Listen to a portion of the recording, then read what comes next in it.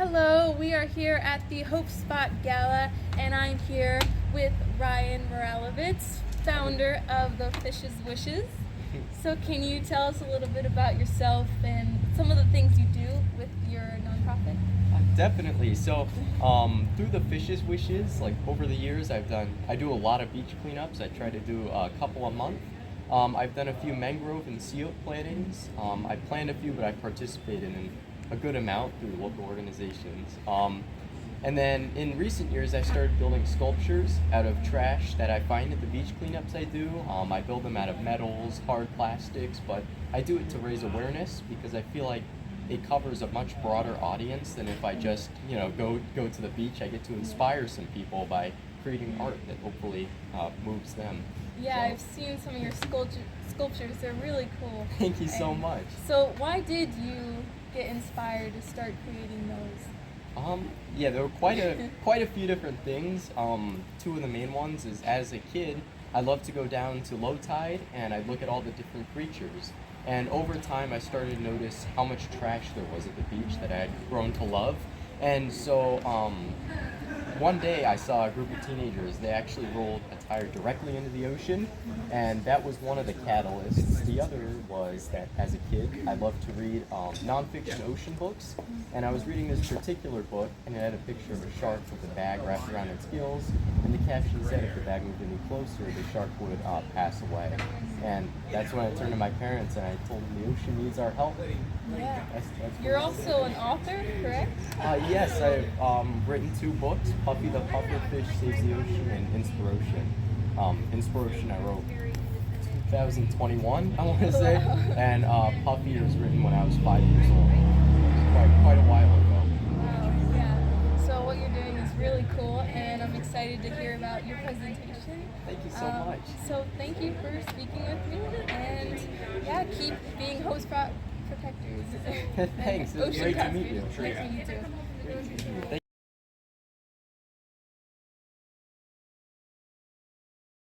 Next up, we have Ryan Moralevitz, the founder of Fish's Wishes.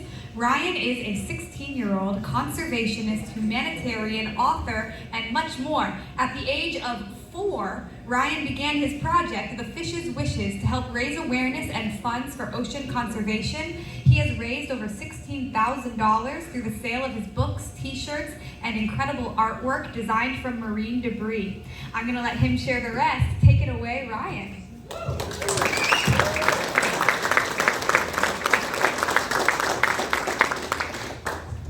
Thank you so much. Before I begin my presentation, I just want to thank Blue Green Connection so much for inviting me again to talk about my project. Thank you. I see a lot of familiar faces. I was here last year alongside my friend Enzo, but he's not able to make it this year because he is currently in Los Angeles doing stuff for American Ninja Warrior. So, yes. So my name is Ryan. I'm an ocean conservationist, and this is my 11th year of doing ocean conservation work. But before I begin my presentation, I just want to talk about how I got into ocean conservation work. And next slide, please. Yes, thank you. So I started when I was 4 years old. I always loved to go down to low tide. I'd explore all the amazing creatures that live there. I'm truly thankful to live near such a cool place. And as I went, the more I went, I started to notice the amount of trash on the coastline, how much there was. And I started bringing a bag to the beach whenever I went to clean up that trash. And that was the beginning of how I got into ocean conservation. But what really inspired me, there were 2 events. One time we were driving by the causeway and there was a group of teenagers that rolled a tire directly into the ocean right before my eyes. And the ultimate catalyst was one day I liked to read nonfiction ocean conservation books as a kid. And I was reading a particular book that had a picture of a shark with a bag wrapped around its gills. The caption said if the bag moved any closer, the shark would pass away. And that's when I turned to my parents and I said, the ocean needs our help. And thus the Fish's Wishes was founded. Yes, I just want to highlight why I do this work. Thank you. The amazing animals, and these were all taken on the little strip of land between Honeymoon Island and Dunedin, which just shows how diverse this ecosystem is. Like I said, I'm really truly thankful to live near this Hope Spot. There's all kinds of awesome creatures that you can look at. Next slide, please. Yes, and there's some of the pictures of animals with trash. Yeah, all these pictures are taken by my mom. Photo credit to her. She's a great photographer. Next slide, I think. Yes. So my family and I got together and we came up with the idea to make sun catchers made out of recycled materials, as seen there, and driftwood ornaments and magnets. And we donate all the profits to ocean conservation organizations. I also wrote my first book, Puffy the Pufferfish Saves the Ocean. And it was a children's book that I hoped would inspire people my age to want to help as well. I think we can, next slide, thank you.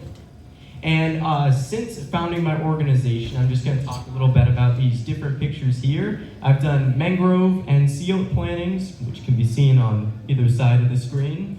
I have done mini and ocean cleanup. There's my brother Brady there helping me out. And that was a pretty big haul at the local beach. It's amazing. Every time we go back there, there's more and more trash. It's the same beach each time. But on the far right, you can see there's Enzo and our friend Sebastian. For a while, a few years ago, we were going around to different corporations and pitching alternatives to plastic straws to them. We found a whopping 23 different alternatives. That was a really cool opportunity. And then in the middle, there's my first cleanup. Those are some of my friends. Next slide. And to celebrate 10 years of the Fish's Wishes, I published another book, Inspiration, which is on the top right there. And that was divided into 3 sections, which I will talk about, I think, in the next slide. But it started out as a follow-up to my original book, Puffy the Pufferfish. So you can see it's featuring him right there. Here are some of the interviewees. So I had Inspiration divided into 3 different sections. There was a photographs and quotations section, which are some of the photos you saw earlier, and of course the story. And then also I was fortunate enough to get 13 different interviewees. Here are some of the examples.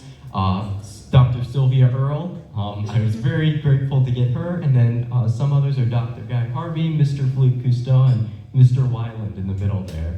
So that was just really neat to get to learn some of their viewpoints and to actually be able to ask them questions. I believe it's time for the next slide. And also to celebrate, celebrate my 10 years of ocean conservation work.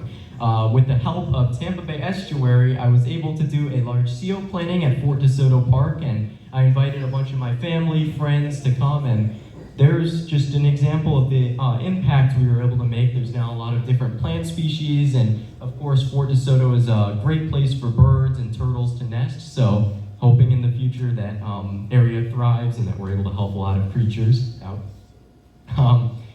So here is one of my more recent endeavors. In recent years, I've been making sculptures out of trash that I find in my mini beach cleanups.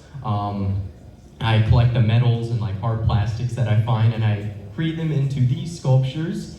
And here are just a couple.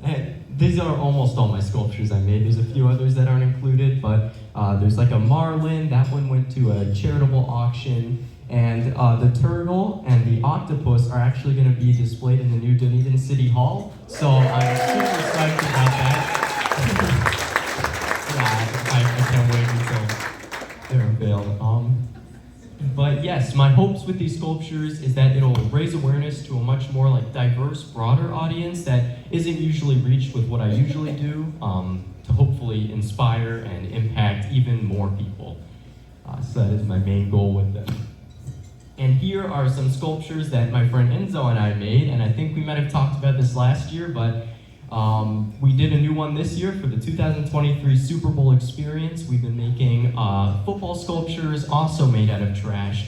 And there's just a quick timeline of what we've been doing over the years. And then, now, before I finish, I'd like to leave you on this poem written by my brother, Brady Moralevitz, right there. I feel like it really sums up why I do ocean conservation work, and it's a great message. Below the big, beautiful, cloudless sky lies a vast lazuli ocean filled with all sorts of wonderful creatures. As I explore, I see whelks with their exquisitely designed shells and intricate patterns of fawn and milky white.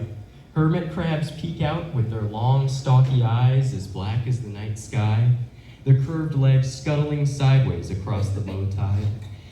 I also see stingrays soaring through the water with their ashen flaps. They're like underwater vacuums, sucking up bits as they glide gracefully across the sand. Briefly, they breach the water, looking like kites about to take flight. In the cleanest of waters, briery sea urchins can be seen in dozens, dotting the ocean's bottom like stars in a galaxy. To me, they look like underwater periwinkle porcupines. Below the big, beautiful, cloudless sky lies a vast lazuli ocean filled with all sorts of wonderful creatures. I know that I am merely a visitor to this stunning watery world, and I will protect the ocean and the creatures that call it home.